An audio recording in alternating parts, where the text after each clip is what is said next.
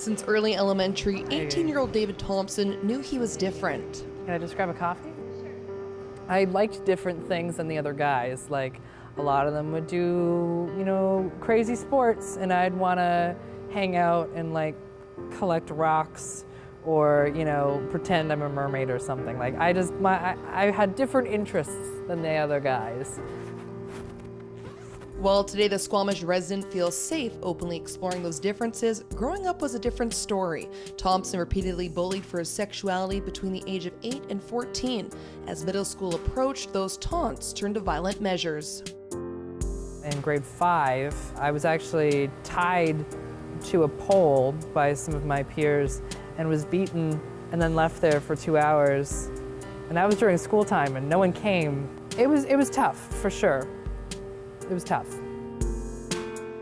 A dwindling voice with even dire resources, Squamish lacking the services for bullied, depressed, or simply socially isolated LGBTQ members such as David to turn to in the mid to late 2000s. And then there was Margot Dent.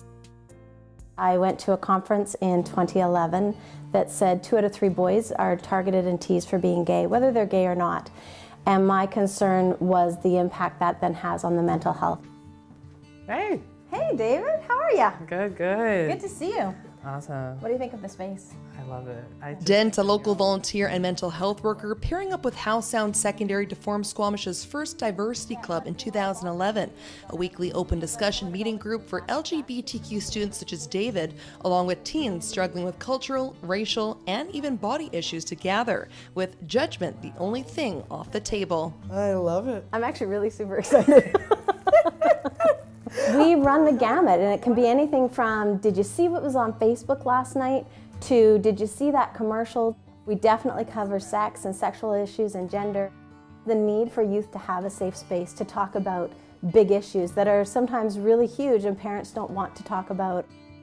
The liberal-minded meetup quickly becoming one of the most popular hangouts at Howe Sound. Diversity's participants ranging from 20 to 50 teens a session.